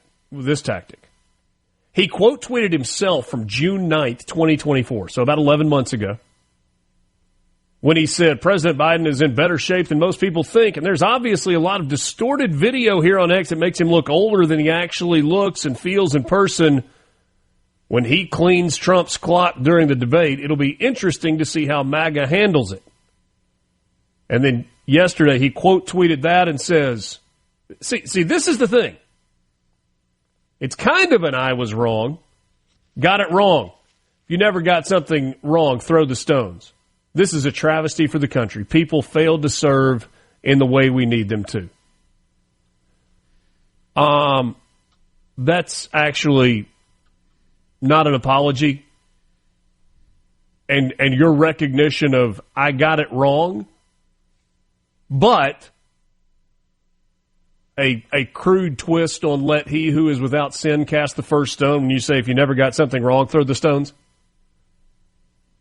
I don't think that's exactly the parable or the metaphor that the Bible laid out. I don't think that's exactly the same way. I know what you're trying to do.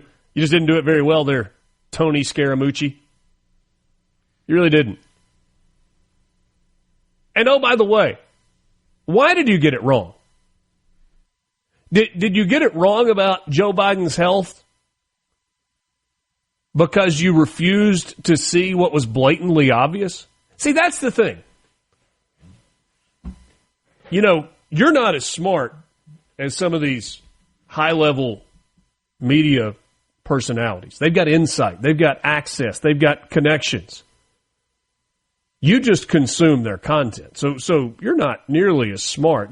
You can't allow your eyes to tell you. You can't allow your ears to tell you what's really going on. Or can you?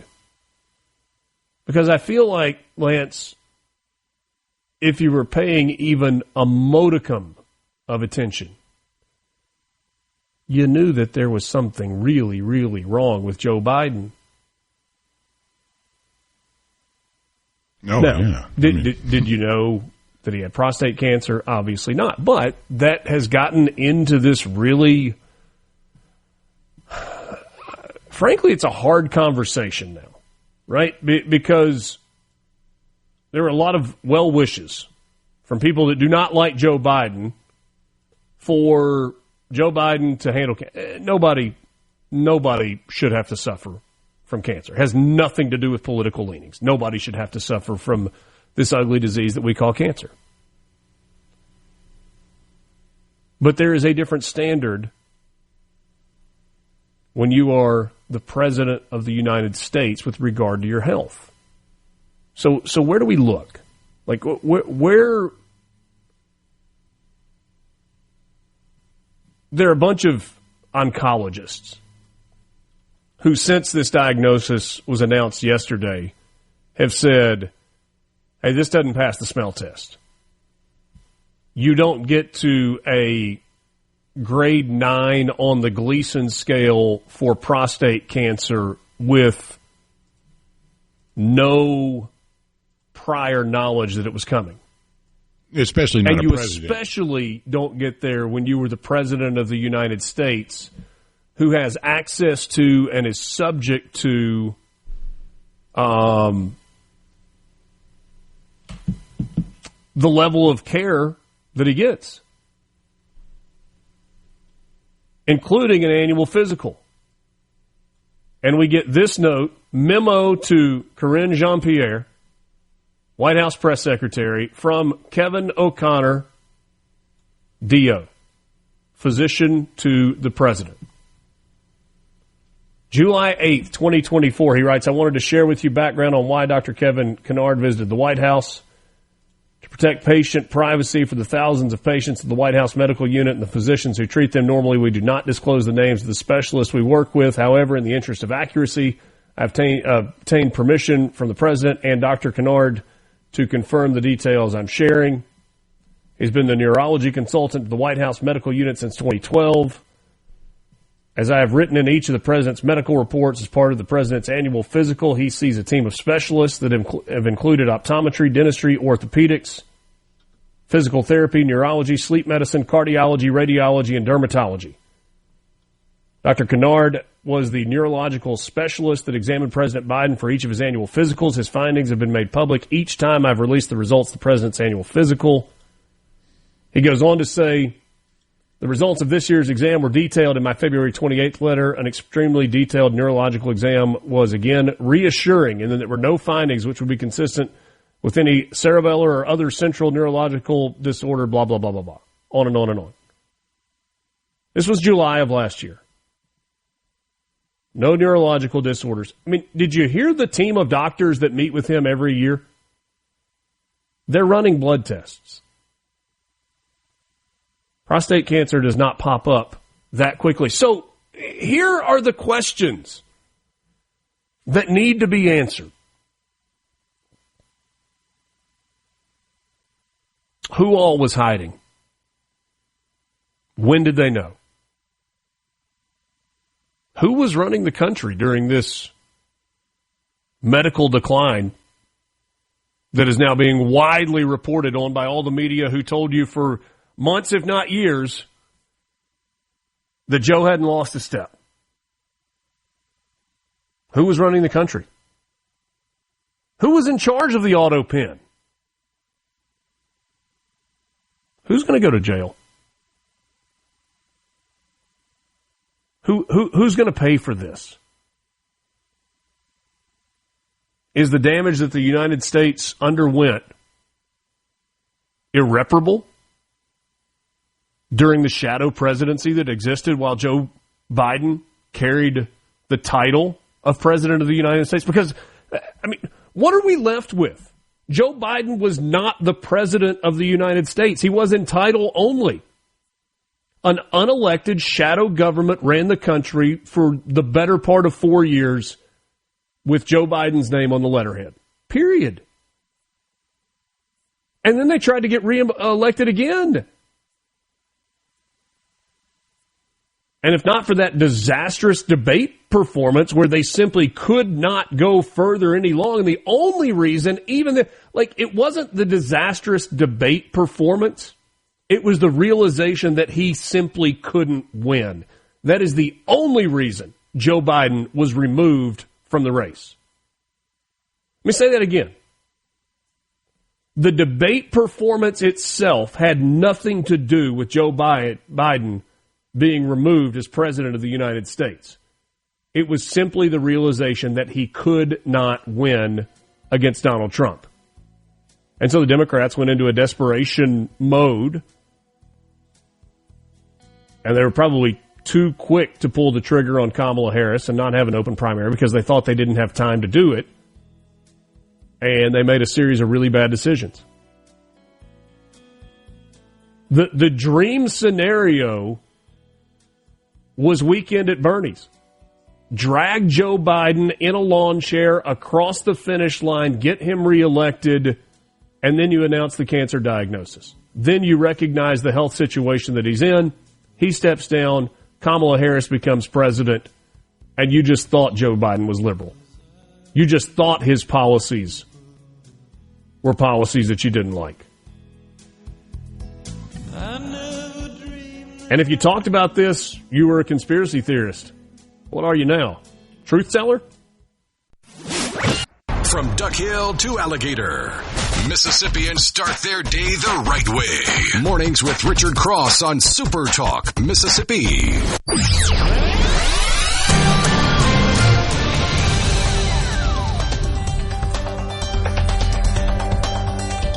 That's a really interesting message on the ceasefire text line. I know many conservatives who are upset about the hiding of Biden's health declining, but the level of anger I've seen from the Democrats I know is off the charts.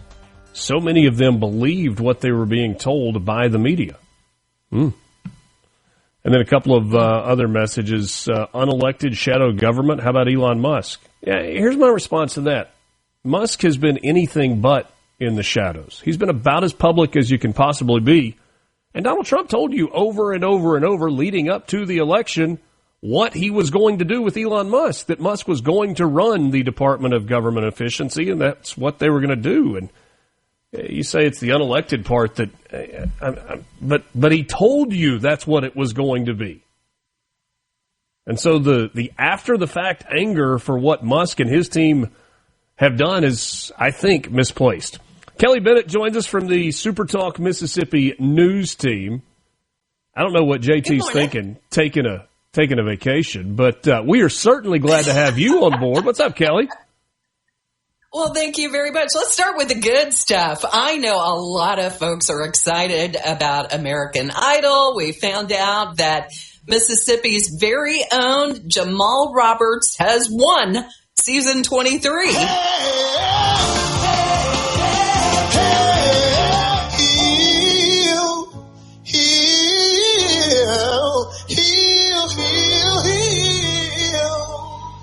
You gotta get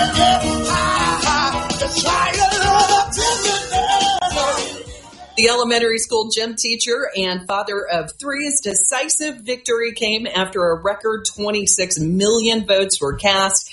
I just had a feeling, Richard, this whole time as he kept advancing, I was like, he's going to win. He's going to win. Maybe it was just wishful thinking because I wanted the Mississippi guy to win, right? But it really happened, and that was pretty dang exciting. So he's the first person from the Magnolia State to win. He really, and not only could he sing, but he comes across as this genuinely caring family man with good values. He just seems like a guy that you would want to meet and hang out with. Yeah, there's a presence on stage, but it's not like this in-your-face rock star presence. It's just a confidence. I thought the way the judges talked about him over the last few weeks in particular, like there was a level of respect there that you don't always see. It wasn't like just their job. Like they were genuinely in awe of kind of the richness and the soulfulness of his voice, which was really cool. Mm-hmm. Yeah, it was great. Now the bad news.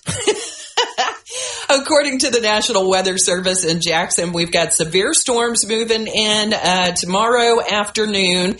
They're likely along and northwest of the Natchez Trace corridor and possibly to the southeast of the Natchez Trace. The main threats are going to be damaging wind gusts up to 70 miles per hour, large hail up to the size of golf balls, and maybe even some tornadoes. Can't rule those out. So you're going to want to make sure you're staying weather aware tomorrow. And just a heads up, this story this morning, deputies in Pike County are still searching for an armed and dangerous suspect. Anthony Butler Jr. is wanted for first-degree murder. The homicide occurred at the Hillside Club on Summit Holmesville Road. Not a lot of details at this point, but if you have information on his whereabouts, please contact police and help get this dangerous guy off the street. Another story, and this came out last week, and this is so disturbing, Richard, when I hear about these kind of things. But the Mississippi Board of Animal Health is warning livestock and pet owners to be aware of, it makes my skin crawl just to say it, flesh-eating screwworms, which can cause harm to livestock, pets, and in rare cases, even humans. The National Cattlemen's Beef Association is specifically telling cattle owners to beware. New World screwworm is a nasty little insect that we eradicated when I was a boy back in the mid-'60s. And now it's raising its little ugly head in Central America and southern Mexico again. That's NCBA President Buck Werbine. And livestock are the main worry when it comes to this invasive species, but pets like cats and dogs are not immune.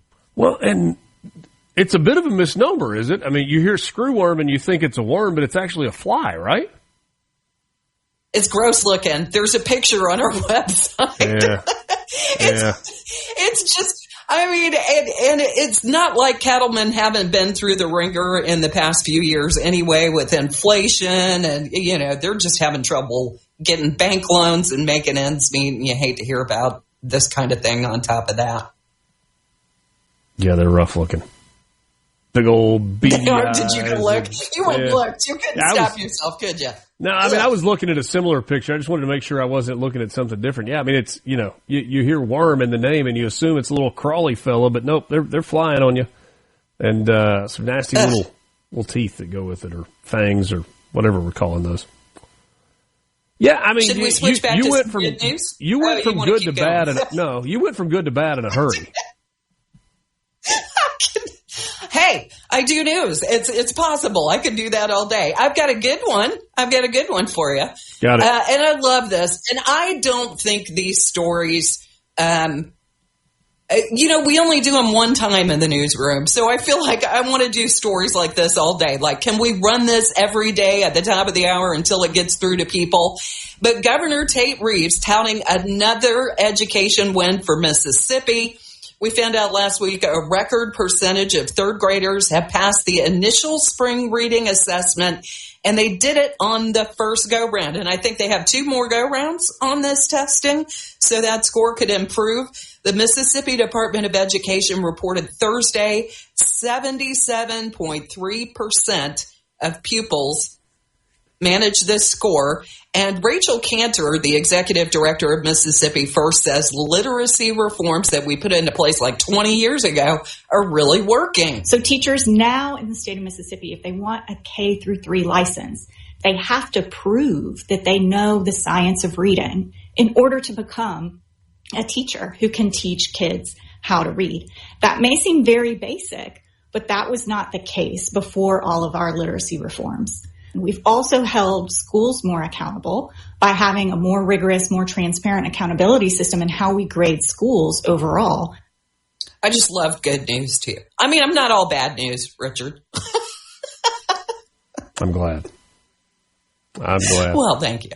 Yeah, the education rankings have been fantastic. And, you know, regardless of whether or not you love the methodology with which they're testing, it's the same testing that happens all across the country. And seeing those rankings rise is really, really a cool thing. And being above the national average is a really, really cool thing in some areas. So, I mean, I love that kind of stuff. And having lived here for, 30 plus years, I get the Mississippi jokes. We like to make jokes about Arkansas, right? It's the Arkansas with one tooth and that kind of thing. And people make fun of Mississippians all the time for lack of education, so to speak. But it's just not true. You can't say that anymore. You just can't. No. That's great. I love it. What are you guys watching for in the newsroom this week? We are waiting on a special session. Every time we talk to a state lawmaker, here's what we hear. I think we'll know something this week. So that's last week and the week before. And so we're still waiting this week. But they've got to finish work on the state budget by June 30th. Because July 1st is when the new budget needs to kick in. So, and there's still some disagreement. The big disagreement is on capital expense funding, which is money for local programs. Yeah. So, district projects seem to be the part they cannot agree on. Shad White and I were joking about it this morning, and I said it seems unlikely that going into what will be a holiday weekend that they would call a special session. He's like, I don't know, maybe that'll make them work faster if everybody's trying to get home for the Memorial Day weekend. I don't know. I don't know. I hope they work things out. But, I think they had a really successful session, and I love the fact that they got the income tax phase out passed in 2025. Absolutely. Kelly Bennett from the SuperTalk Mississippi news team, thanks as always for stopping by. Great catching up. Thanks a lot, guys. Have a great week. You as well. Keep it locked in, supertalk.fm. Click on the news tab, and you will see all the latest stories there. Look, I mean, you can go to a gazillion different news sites to get news from around the United States and around the world. You want news that is focused on Mississippi, SuperTalk.fm and the news team, they do a fantastic job. I've been meaning to say that to JT, and so maybe I should wait instead of saying it while he's on vacation. Just remind me to say it again next week or week after next, Lance, when JT's back in. No, is he a couple weeks, huh? Nice. The news team is doing a remarkable job. Like, it's just really, really good stuff. And I would encourage you, like, if you don't have, that's not because it's our website, I'm telling you this. I'm just telling you, if you want to keep up with what's happening across the state of Mississippi, supertalk.fm/news, or just go to supertalk.fm and click on the news tab. Oh, man. Morning Joe and Stitches this morning. Doctor on MSNBC says Presidents Trump, Obama, and Bush all have easily accessible records confirming prostate exams. Biden has no record of one in his last year, and his recent medical reports are impossible to access. And then another doctor coming on and saying he definitely had prostate cancer in office in 2021. We're back after. From the Venable Glass. Morning, Mississippi. You're starting your day off right. Welcome to Mornings with Richard Cross here on Super Talk, Mississippi.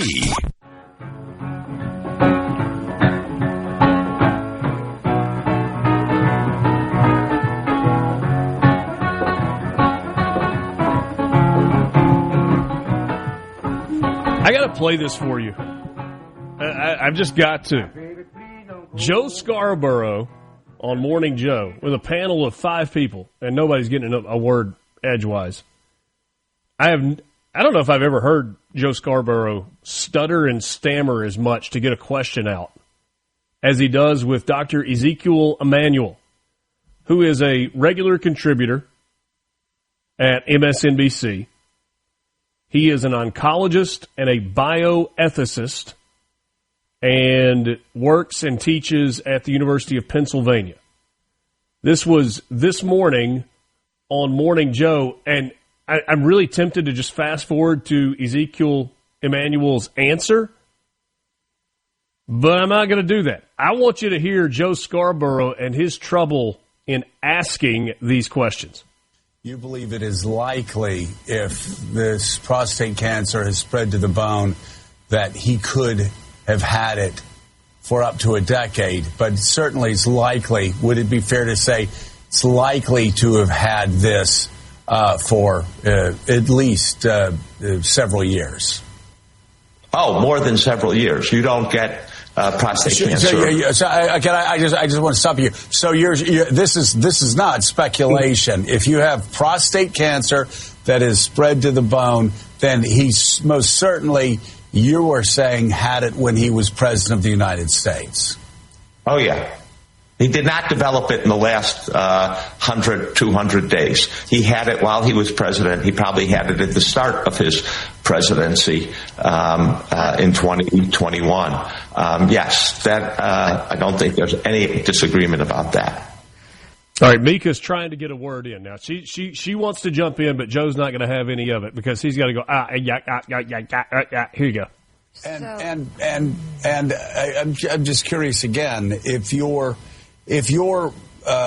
doctor to a president of the United States that is a male, that is an older man, would a prostate test, and again we're just talking about a PSA screening, a blood test that you could do along with all the other blood tests, and so it's not even that it would be intrusive. Would this not be one of the first tests that you would conduct as a White House doctor? If you're a White House doctor in this situation, I think you would certainly discuss it with the president and talk about the pros and cons. I think if you then ask, well, if President Biden says, well, if I'm your father, which patients often do, what would you recommend? I think the fact is that most White House doctors would recommend getting the test. And again, the evidence is, look at President Obama, President Bush, younger than President Biden, and they both got the test.